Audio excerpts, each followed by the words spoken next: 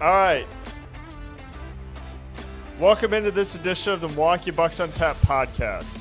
Corey Moen, Evan Byrne. Evan, how we doing? Not too bad. Bucks are hot right now, so it's been fun to watch the last few games. Oh, yeah, you got that right. Boys are scorching. Boys are scorching.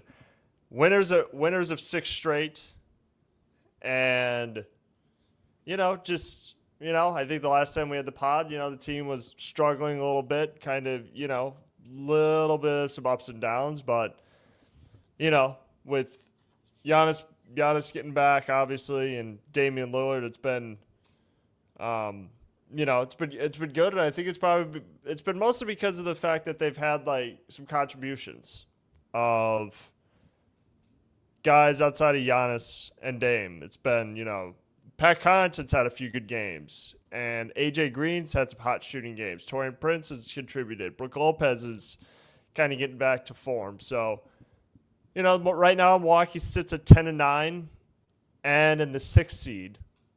So,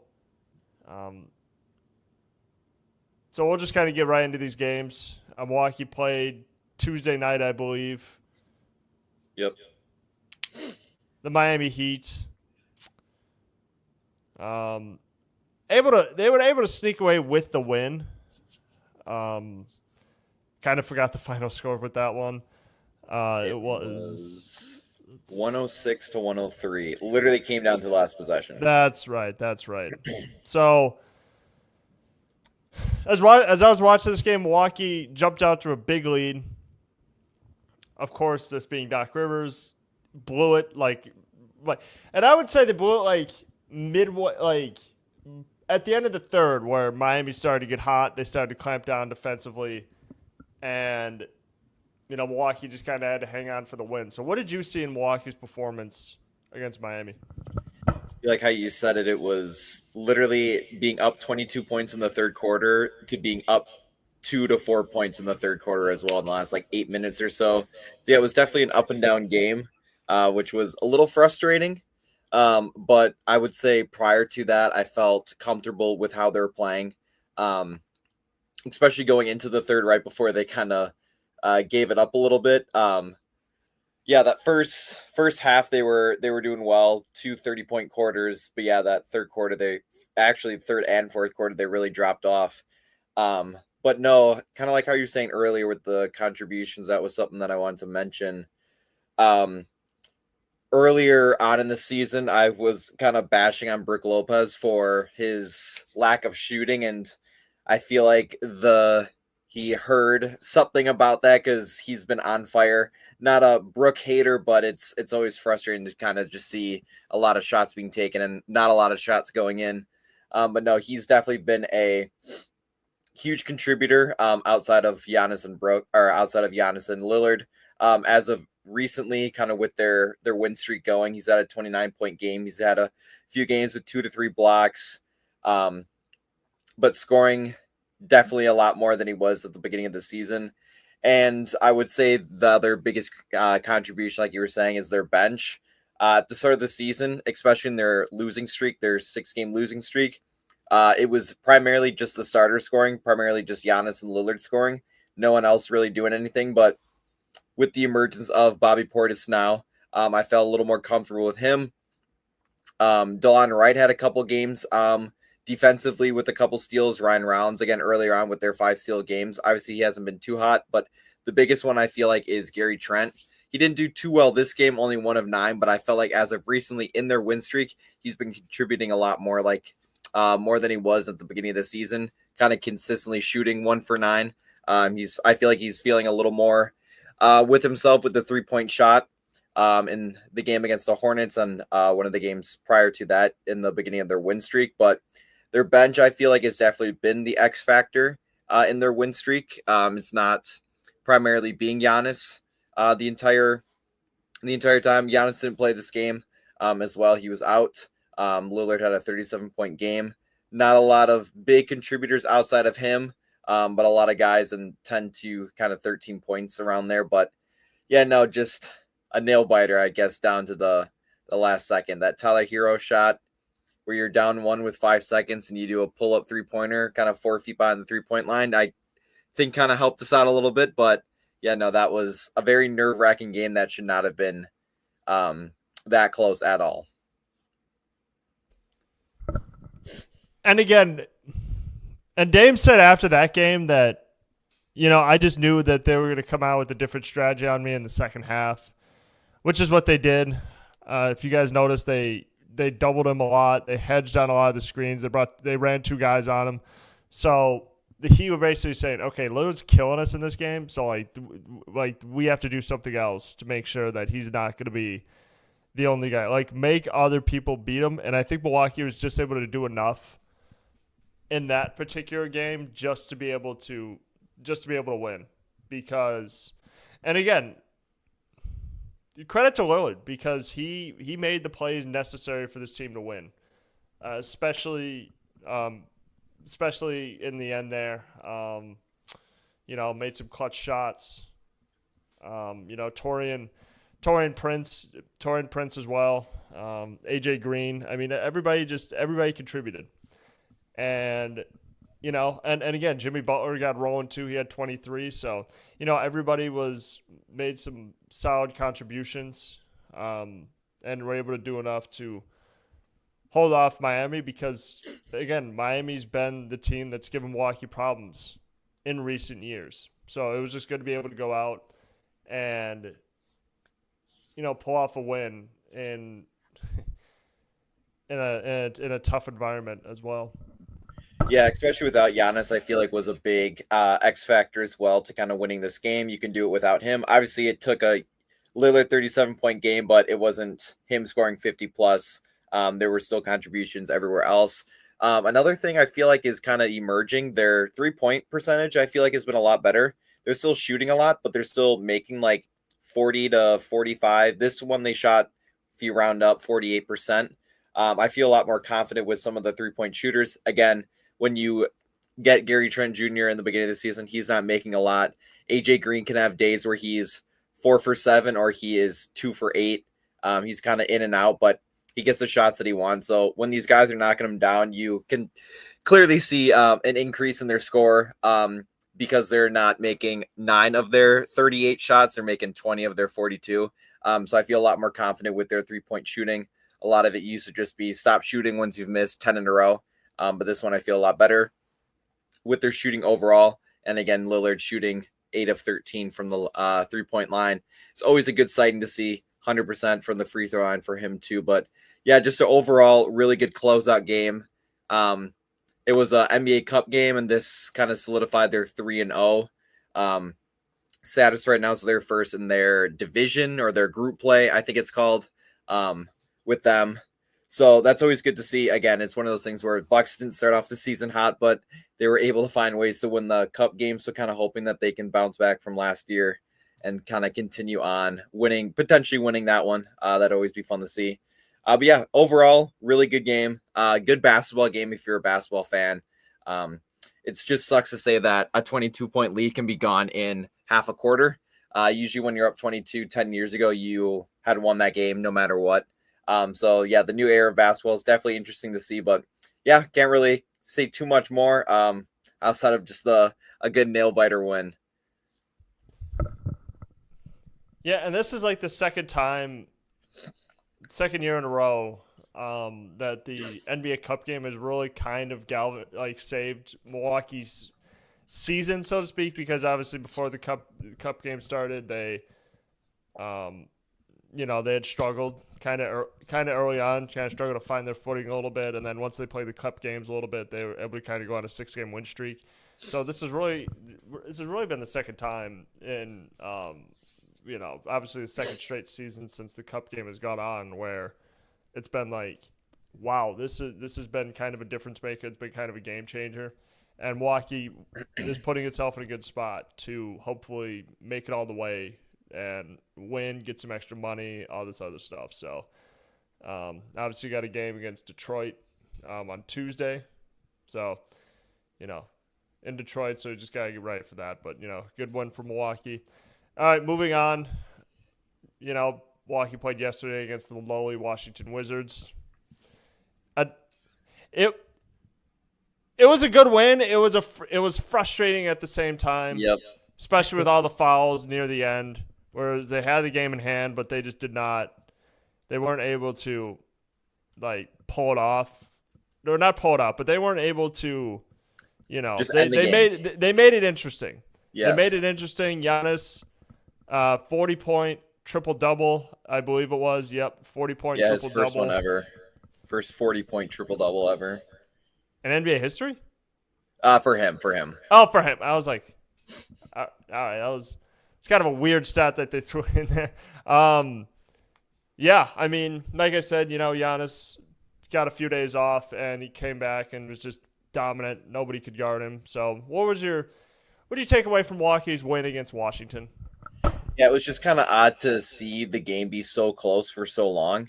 And then again, when the Bucks would kind of push out to an 8 to 10 point lead, it would be gone in 2 possessions just because they'd give up some 3-pointer. Again, they'd foul right away. Yeah, no, a lot of it was just how can we stop Jordan Poole? He didn't shoot well from the 3-point, but he's taken the majority of the shots. One of the big things I think I noticed from this game, the Wizards are one of those teams that just fly under the radar. I had no idea that Malcolm Brogdon was on the Wizards. I don't know when that happened. I just must have missed that transaction. But when I saw his name pop up, because I had to watch on my phone, because I was working last night and I saw that name, like, did not know he was on the Wizards. I'm just a casual at this point. But no, he did well, per usual, 10 of 15 shooting. But yeah, no, it was just, again, it takes a Giannis 40-point triple-double to win against the Wizards, who did not win in the month of November, but they also have guys who are capable of winning. It's just how they're kind of put together. You have quite a few guys who I feel like are capable of not being two-win team. You got Jordan Poole, you got Brogdon, you got Valanciunas. Kispert's kind of making an emergence as of last year. Marvin Bagley III, he is what he is, but I would say the big thing was just kind of the ending to the game. With the last, I would say 2-3 minutes, Brook Lopez hit a good 3-pointer near the end. Giannis had a couple dunks, layups to kind of solidify it. Taurean Prince had another kind of, I don't know, game-breaking 3-pointer near the end. But yeah, it was just being able to kind of pull away near the end just because the game was so back and forth. I felt like the whole game. I would say kind of the biggest standout, obviously, besides Giannis. I felt like Brook Lopez did well. Again, taking a lot of shots. One of the weirder stats, he didn't have a rebound, which I feel like was kind of weird, just kind of seeing your center not grab a rebound that game. Not that he's a 8 to 10 plus rebounder. He's a 3 to 4. But no, AJ Green, I feel like was one of my bigger standouts, doing well from the 3-point, 3 for 6. Bobby Portis, 4 of 6 shooting. But yeah, no, another overall very similar to the Heat game, just very back and forth to the end of the game.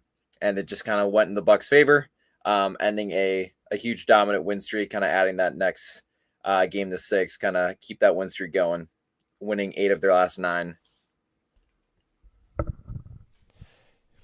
Yeah, I mean, and look, like I said, Giannis, very, very, very good performance. Lillard 25, AJ Green had 13. Gary Trent Jr. Gary Trent Jr. had a hot shooting. He was hot at one point, and now he's like cooled off a little bit, only 2 points. Very Malik Beasley of him. Bobby Portis 9. I mean, again, I'm not saying. And again, this doesn't really help the we should trade Bobby Portis trade talk narrative. It feels like every time Bobby Portis has a bad game, Bucks fans at their pitchforks and torches like, well, we should trade him. And I'm like, well.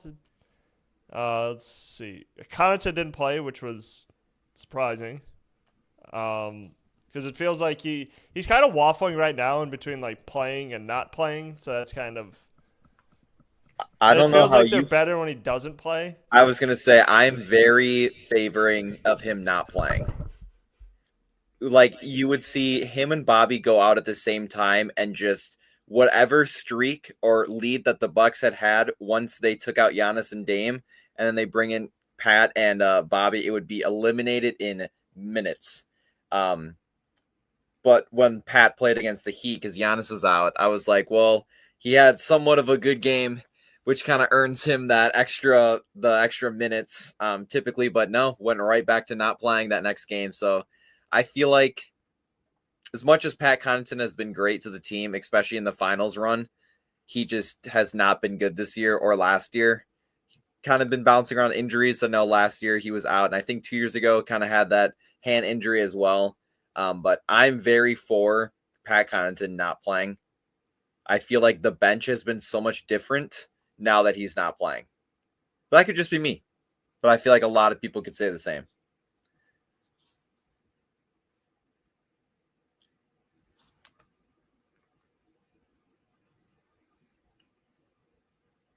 You're muted.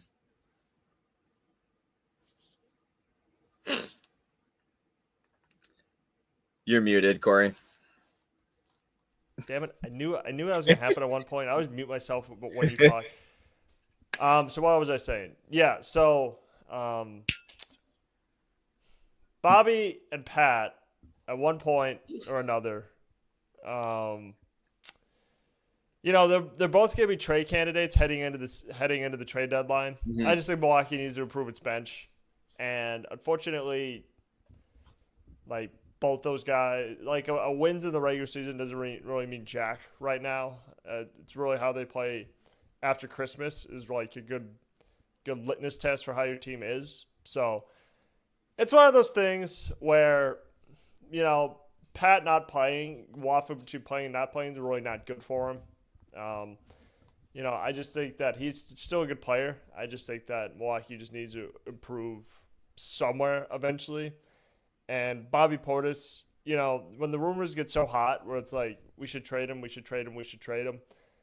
then it's like, then eventually the team's like, okay, these rumors have been kind of, bubbling on the surface for years. And now it's, okay, now they got to make a move. So we'll see what happens with that. But, I'd be in favor of trading either one or both those guys just because I just think they got to improve somewhere. And, if they could get playmakers such as to pair with, like, as soon as Khris gets back, like, they can get, like, another scorer off the bench, I think that would help them out in the long run. So let's move on. What do you think? Are you surprised right now that Milwaukee has kind of turned around its season a little bit? As we mentioned before, they were kind of down at the bottom of the Eastern Conference standings with Philadelphia, and now it's, oh my God, now they're back in the playoff hunt at 10-9. I know it's only been a couple months since the season started, but are you surprised they've kind of turned it around a little bit? I am surprised, but I'm not surprised. It's kind of like a very split where it's like they were just playing so horribly to start the season, like we know, and to just all of a sudden win 8 of their last 9.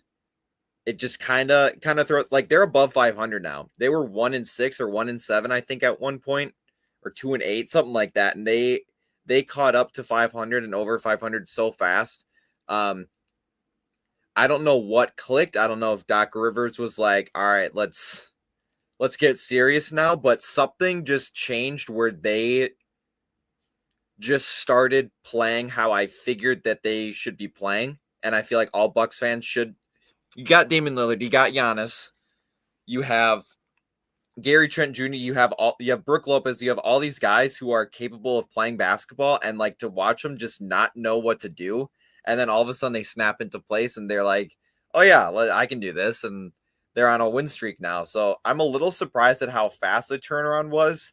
I was like kind of expecting win 2 in a row, kind of lose 2, very kind of back and forth, kind of like fighting for 500, kind of playing around with it. But no, they shot right up. So I'm very surprised at the fast turnaround. And I really hope that this kind of play style stays throughout the season, just because whatever is going on right now has been working. Now they might need to adjust based off who they're playing. They haven't been playing like some high quality teams as of recently during this win streak, outside of the Rockets, the Heat and stuff, and other teams who are kind of like hovering around 500 as well. But no, it definitely caught me off guard, but it didn't, just because I know that this is how the Bucks should be playing. with the players that they have. So it's just been nice to see wins, consecutive wins, not a win once a week, but 6 in a row. It's nice to see. Yeah, and honestly, the win streak started with like a really, really close win over the Rockets. Like Yeah, a that could they could have lost that one too. 101 to 100. It's just able to eke away, and all of a sudden, it's kind of started Mm-hmm. this, it's kind of catapulted this win streak. And honestly, I think none of this would be possible without the contributions of, as I mentioned, the other guys, right? Which is why I was, which is really what I was like talking about early on in the season. Where it's like they got to get more contributions from guys other than Lillard and Giannis, because it feels like because Giannis was putting up historic numbers, but it just didn't mean anything because they weren't winning. Yep. And same with Lillard. Lillard was putting up some solid numbers, but they weren't doing anything because nobody else was doing anything. So it's just like other people had to do stuff, and now I'm kind of glad that they're able to, I'm glad that they're able to snap out of it. Like, love or hate Doc Rivers, he does get results in the regular season. Like, he usually puts in a good regular season teams. He is basically he is just like kind of like another Mike Budenholzer right now, where it's like they'll put together results in the regular season, but the question always comes in the playoffs, where it's like, what are they gonna do in the playoffs, right?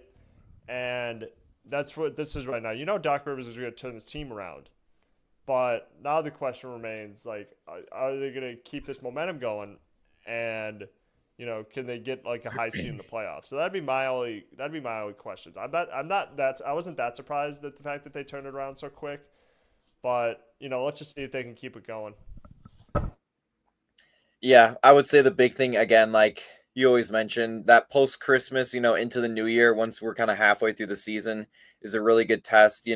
Trade deadline happens. Who's going to leave? Who's going to come in if they do anything? And just kind of being able to adjust near the end of the season and kind of make that run into the playoffs as well. I still see them making the playoffs. I don't see them just kind of falling apart and just gutting everything. And they're going to make the playoffs. I don't want to worry about that, but it'll just be, can they get hot at the right time? Again, that goes for football, that goes for baseball, that goes for basketball. The teams who get hot near the end usually make the run, the longest run into the playoffs. So just kind of hoping that the Bucks can figure out a way to kind of keep this consistent momentum going throughout the year, getting the win streaks to happen more often than they should be. And the last year they won like 17 in a row. Now, do I expect that? No. But you shouldn't be winning 3 and then losing 2, winning 2, and then it's just kind of keep that consistent win streak going, beating the teams that you should be winning, or beating the teams you should be beating. And then, again, if you have that tough matchup, being able to show that you're still capable of winning. I'd rather lose by 5 to 10 to a team that's a top seed than just get absolutely blown out by them. I think that's pretty obvious for most fans, but it just kind of shows that you're able to compete with that team itself. Being blown out by anyone isn't fun, but being blown out by a team that you could potentially see in the playoffs definitely isn't fun. But yeah, so just kind of knowing what they're going to be able to do, what's been working, and what they can kind of keep consistently going. And again, if that is trading someone or if that's giving someone more minutes than someone else, then so be it. But I'm just here to kind of see that consistency, and I don't want them to have something that works, then all of a sudden it changes, and then we're back to mediocrity again. Okay, moving on to the next topic. What will Khris Middleton's potential return? Obviously, that hasn't been announced yet. He's probably still ramping up and all this other stuff. So, what do you think that's going to do for this team?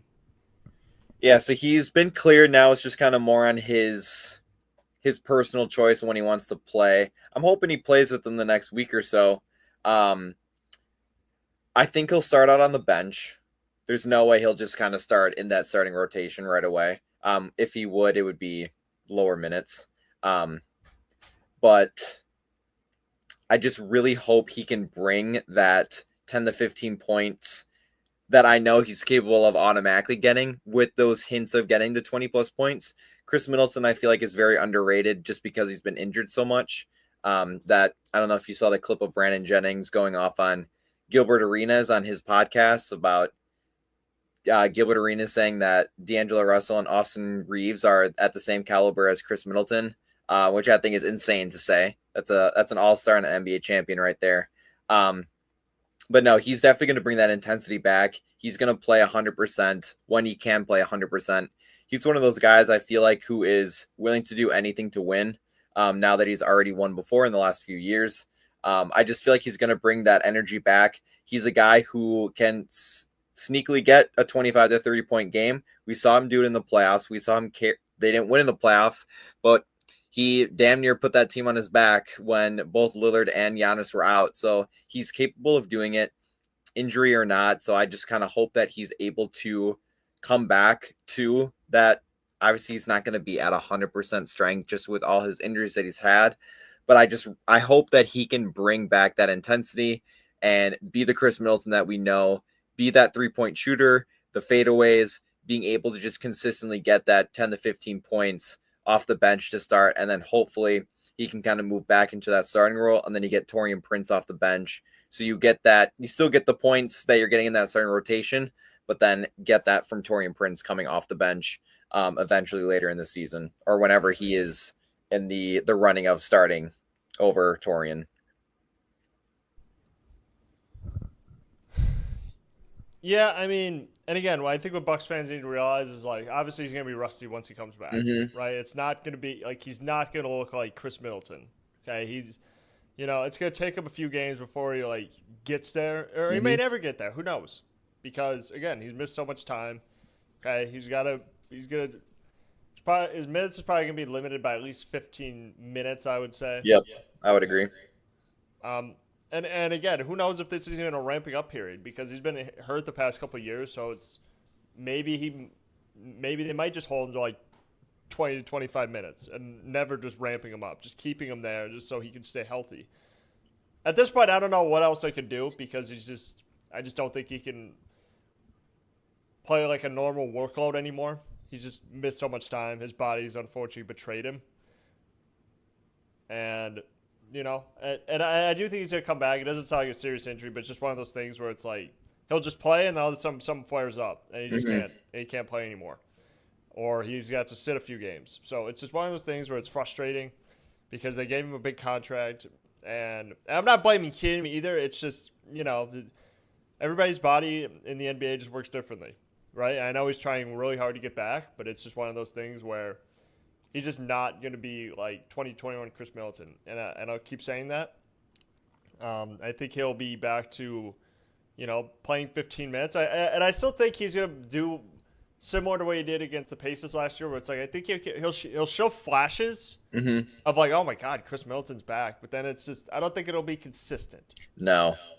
It won't. It won't be. He won't consistently be like, oh my God, Khris Middleton, he's back. He's back to doing like it just won't be like that. So, I think that once he comes back, I think that'll make the Bucks even greater. I think having his presence on the court will really help out this team. But I still think for the large part it's gonna be Lillard and Giannis. Just because of the fact that Middleton's in, but he's not like when you're in 10 minutes, right? I don't know how much of a difference you can really make, right? When you can only play 15 to 19 minutes, I don't know how much of a difference you can make over the course of an NBA game. So it'll be Lillard and Giannis, and I still think you have to trust the other guys to step up, which is probably what it was going to be anyways. Like this is not going to be some three-headed monster that people should get used to. Oh my God. Like it's Middleton, Giannis, and Lillard. This team is it's like those three have barely seen the court together. I know this is a bit different, but it's kind of like KD, Kyrie, and James Harden when they teamed up. It's like you just haven't seen those three together. It's like running into Bigfoot. Like you just haven't seen those three together in a long time, and it's been very few and far between in which you have seen those three together. So, And yet that stat remains. Now that you add Lillard, I don't think there's been one team who has beaten Lillard, Giannis, and Middleton when they've all taken the court together. So, teams have beaten us the past few years with one hand tied behind our back, basically. So, I think this will help. I think that he's likely.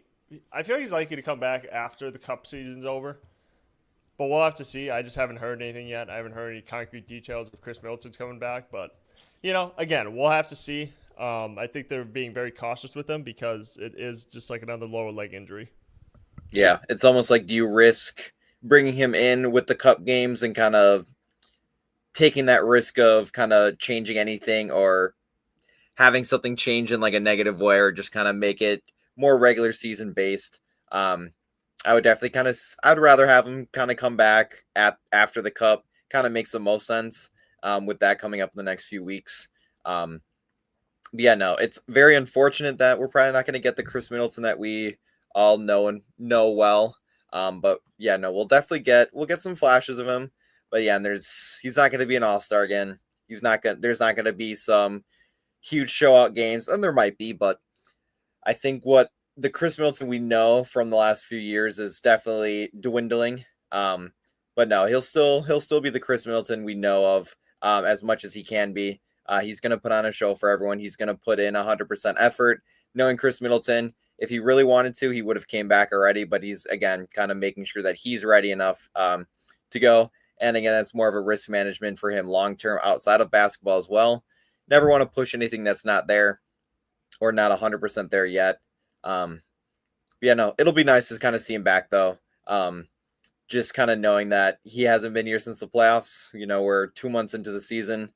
It'll a little under 2 months. It'll be nice to kind of see him back on the floor, just because he is such a pivotal player for this team. He has been for the last 10 years or so. So yeah, it'll be nice to see him again. Just kind of hoping that we can get the flashes of the Khris Middleton we know over the course of the season and into the playoffs.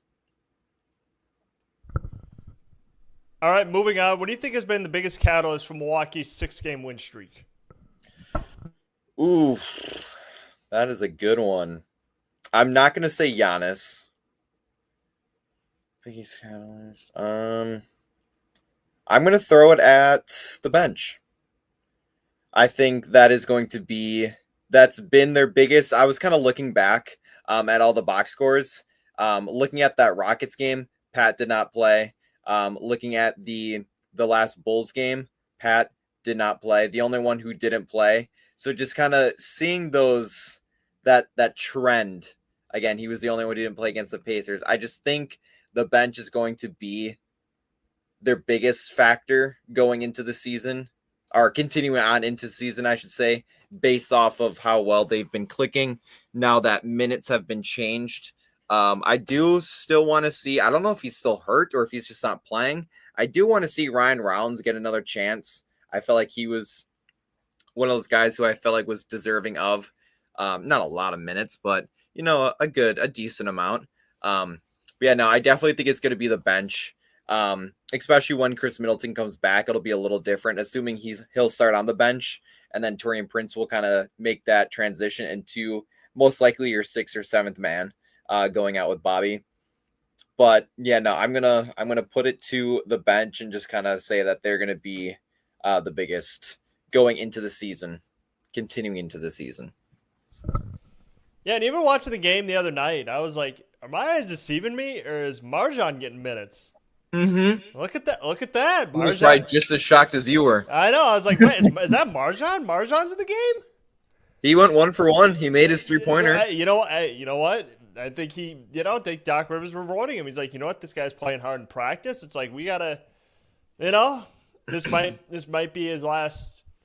He might be a trade candidate as well. But it's like, hey, let's give Marjan some minutes.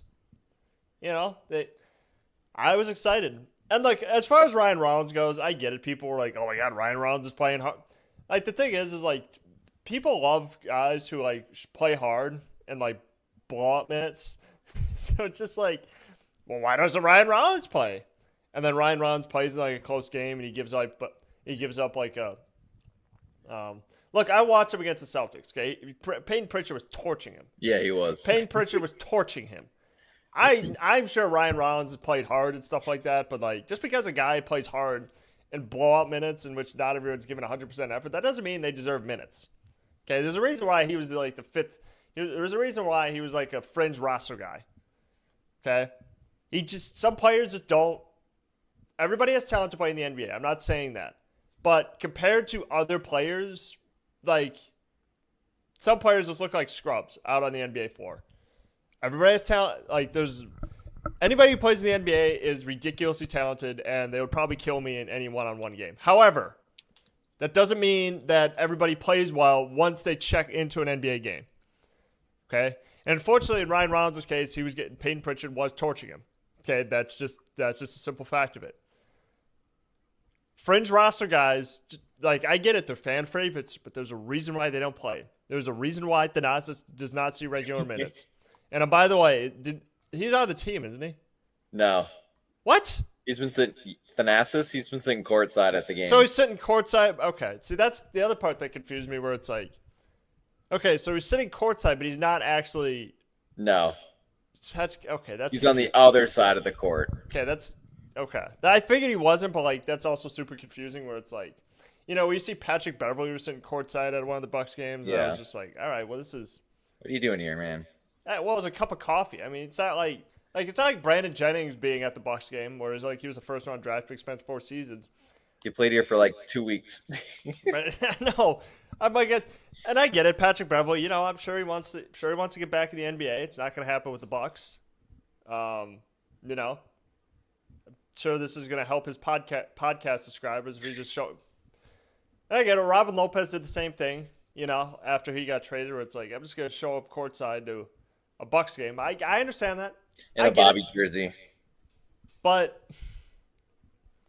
I don't know. It is a little weird for like people who are here for like a cup of coffee to be like show up randomly to like a courtside game. I don't know. That's just me. I would never do it. I think that's a little. Like, what memories did you have of us losing in the first round? Yep. But yeah, no. For me, it was the bench. And we've joked, like, we've been hammering the table for 2 years to get AJ Green more minutes. Yep. Dude, this guy could shoot. Like, you need to give AJ Green more minutes. And now all of a sudden, this is the year where he's like finally coming into his own. Now it's like, and not only that, but he's greatly improved defensively. Yes. Like Eric Name actually wrote an article about that, where it's like, AJ Green, the reason why he's playing isn't just because he could shoot, is because he is putting in work on the defensive end. I saved a post about him on defense. I got to see if I screenshotted it or saved it on Instagram. I think I screenshotted it. But yeah, no, it was something with the Bulls game. He was cooking on defense. Yeah. Like holding Zach LaVine. Dude, I'm telling you, he is putting it like. And there's no better, and again, I think credit goes to 2 places, I think.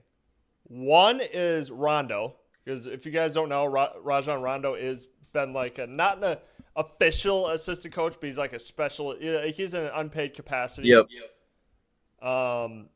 And 2, I would say Doc Rivers, because he's one of those guys that's like, if you're not going to play defense for me, you're not going to play.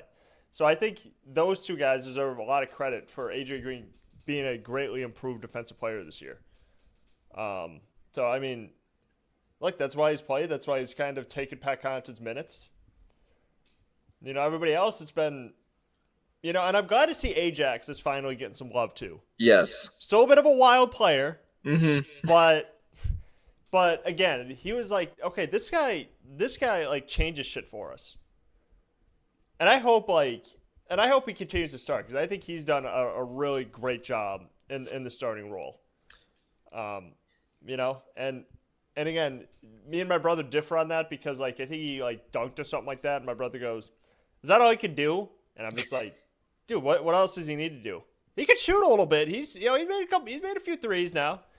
Not saying he's the best shooter in the world, but like he can shoot a little bit. Not that I'd prefer he not to, but yes. Again, but again, he can, like, in a pinch he can shoot a little bit. But look, but like I said, this, Gary Trent has been very much hot or cold. He's starting to make some threes, but it hasn't been like, it's still been like a little ugly, because it's just, he hasn't been as consistent as I would want him to be, but hopefully that he kind of turns that around a little bit. Outside of that, Bobby Portis is who he is. I mean, he's going to take a lot of shots coming off the bench, and we're just going to kind of have to live with it. He's going to allow a crap ton of offensive rebounds, just going to kind of have to live with it, And that's the other thing the thing that Milwaukee, I would say, struggles with most is, offensive or defensive rebounding. Because I feel as though this year they've given up a lot of defensive rebounds. And I feel like turnovers continues to be an issue. Like, they are giving the ball away a lot. And it's a lot of sloppy turnovers, too. It's like one of the plays last night, on like a pick and roll, like Lillard's throwing it right in the middle, and it's literally right to whatever defender it is. It's off the foot. It's throwing it full. It's very sloppy turnovers where it's not like an unfortunate where it's like, you're getting defended well. You got to give it to that guy playing tough on you. I'm just throwing out of bounds. But yeah, no, offensive rebounds is all I text my brother and dad about because it's been so bad and it's been leading to 10 plus points where it could be the deciding factor for a game based off of your offensive rebounds. Yeah, and it's been mostly when Bobby's been on the court, from what I've noticed. It's not a big body. That's why people aren't big Bobby because dude, grab a rebound, please. Here's the other point of concern. What does Milwaukee look like? We've talked about the bench. However, I will contend that Milwaukee still doesn't look as good when Lillard goes off the floor and Giannis isn't playing. Because the game against the Heat the other night, that one of the main reasons they were going to come back was once Doc Rivers gave Dame a blow, then it was just like, well, shit. Now Milwaukee's a lot more guardable because there's nobody that can create for themselves, and everybody kind of becomes like a lot more. Like, where's the offense coming from would be my other question. So I think that's why they need, like, a good bench scorer. Like, a guy who can consistently shoot threes. Like another playmaker. I think that's what they're missing right now coming off the bench. I just don't think they have that at the moment. Like, Gary Trent's a good pick-and-pop shooter. Bobby Portis isn't, like he has a good face-up game, has a good mid-range game. But it's not like they just don't have a guy who can create for themselves, like, coming off the bench. I think that's kind of what they need. Yeah, you're going to need that backup point guard who can bring the ball up and you can trust with the ball. I wish a bias of me, I kind of wish the Bucks would have drafted Tyler Kolek from Marquette. He's a very good playmaker, backup point guard. But yeah, no, they just need a guy who can bring the ball up. Bobby tries to be a playmaker. He can't. AJ Green's a spot-up shooter. He's not going to be dribbling a lot. Like you said, Gary Trent, he can have hints of doing it, but yeah, no, there's not a guy you can solidify as like their proper backup point guard. And again, with that Heat game with Giannis just not playing in general, you lose. You can't play Damian Lillard for all 48 minutes. So yeah, one of those things where it's who are you going to have in the mix for that? Which is again big just because they don't have height. If Brooks not playing either, you have no height out there because he's our tallest guy. I can see that being a change just because their offensive rebounds, again, is killing them and it's costing them potentially games or just wasteful possessions. You defend the guy for 20 seconds, they force up a three-pointer. Oh, they got the ball back, and now they make a three. So, yeah, it's just a lot of wasted possessions for them on their side. So, yeah, just kind of hoping that you can get that guard that you need or someone who is capable of grabbing rebounds. It's either you get the playmaker or you get the guy who can get the rebounds. And this isn't just like it's a this year issue. It's been the issue the past few years. Yes. Which is they haven't had a guy who could play make off the bench. They just haven't had that. They haven't, like, John Horst, I don't think has done a good job in that area. Like, supplementing our starters with a good bench. He hasn't done a good job of that. So it's like it's a trade deadline thing, but the problem is, like, that's not necessarily an issue that can be fixed with the trade deadline because Milwaukee doesn't have a lot of pieces to trade to get that playmaker. Yes. Like last year, they just got Patrick Beverley. That's not a playmaker. So it's just like, and for the most part, now that I kind of think about it, they've really, for the bench especially, they've really gone after spot up shooting. It's kind of who they've geared themselves towards. Whether it's been, years past, whether it's been, Jason Terry, Kyle Jet, Korver. Mirotic, Marvin Williams. I mean, they just haven't gone after like playmakers, and that is kind of hard to find. That's kind of something you need to draft, and it's not going to happen with these two rookies. I can tell you that right now. Forgot about Marvin Williams. I know there's a throwback. Kyle Korver, like when Yep, when Kyle they signed Korver. Kyle Korver in the offseason, that's a spot up shooter. So they haven't. I'm trying to remember the last time they had like a consistent playmaker who came off the bench. Maybe Brogdon. I feel like Brogdon might have been Yeah. one of those guys. Who, by the way, had 29 against him the other night. Yep. But again, he wanted to be a starting point guard, so Yep. that's why he's not a Buck anymore. And now he's kind of bounced around for a couple different teams. So I mean that's it for me. Do you got anything else? No, just kind of looking again at their upcoming schedule. Like you said earlier, they got the Pistons on Tuesday in Detroit. And then a back-to-back against the Hawks. So, again, back-to-backs always aren't like the most efficient, but you're not too far away. Detroit to Milwaukee. Then Friday's going to be a good game against the Celtics away. So, again, kind of hoping that with the change now that the Bucks have made, hopefully they can kind of come out with a win. Do I expect it? Not really now that Porzingis is back. So, you're going to need Giannis. You're going to need Lillard to play. You're going to need the full strength. And then they play against the Nets on the 8th. And then they have that gap, I believe, is when the cup is from the 8th. They don't have a game from the 9th to the 19th. So I'm assuming that's that NBA Cup playoff bracket. I haven't looked too much into it this year yet, but assuming that's that time. But yeah, then they'll come back with the Celtics or the Cavaliers at the end of the month. But a couple big games this week against the Celtics. Hawks have been hot too. They've been beating the Cavs, but they haven't beat the Wizards yet. So it's kind of a weird translation. But yeah, just kind of hoping that they can see 1, 2, 3, 4 games this week. Hoping they can go 3-1, kind of keep the win streak going. 4-0 would be ideal, but I think they can make it 3-1 versus 2-2. Yeah, that's what I got. Keep the hot streak going. Things are going well. Just kind of hope that Khris Middleton comes back healthy. And when he wants to come back, just kind of make sure they're not pushing it, rushing it for him, his own sake. Yep, we can hope not. So, all right. Thank you guys for tuning in to the Milwaukee Bucks on Tap podcast, and we'll see you guys next